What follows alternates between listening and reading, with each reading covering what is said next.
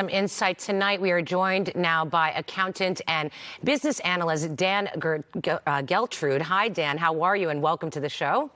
Hi, how are you? You know, the unemployment rate we know is climbing. It's so high right now as the effects of the coronavirus are felt across several industries. Is there a peak, and when will we hit it?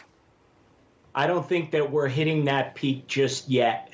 Over the last 3 weeks on a national level, we've had 17 million people become unemployed, and the projections for this week of the report that we'll get tomorrow, the expectation is another 5 million. So we're talking about 22 million in basically 1 month.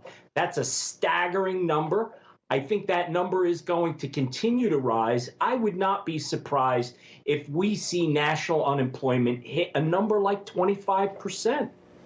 That is staggering, Dan, on its face. What do you tell those who are now without a job? Well, it's no doubt a difficult time for a lot of people, but thankfully, the stimulus program seems to be targeting those that really need it. There is the small business, the PPP program, Paycheck Protection Program, which I think is going to be very, very helpful for small businesses. Small businesses, meaning 500 people or less. They employ actually half of the people in the United States. So those businesses getting forgivable loans, it's going to be enormously helpful. Then, of course, you have the stimulus checks going out to people this week as well. I think those things can help, but soon enough, we have to get to the point where we return to normal. Obviously, the president has been talking about at what point do we start to turn the economy back on. I just don't know how long we can last before we literally fall into a depression.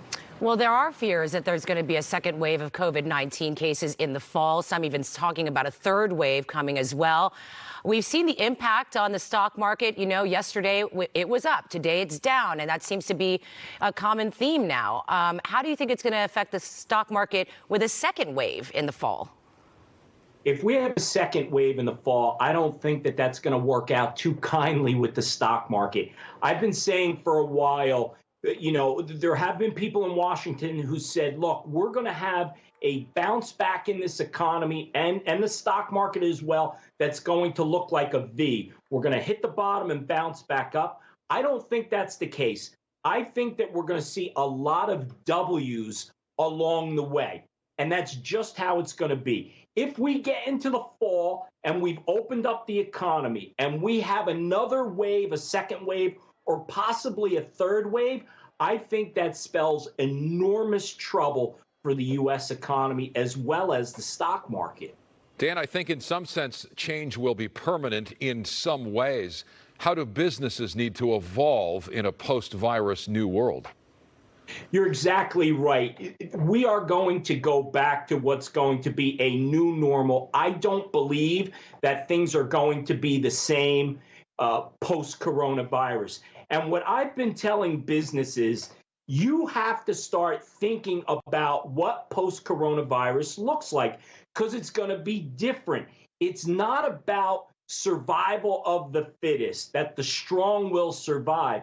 It's about those who can adapt are going to be the ones that survive. There are going to be plenty of new opportunities for businesses because there is going to be an evolution. And what I've been telling people, start thinking about that evolution now so that you can be prepared in 2 months, 6 months, or a year to take advantage of what the new normal will look like.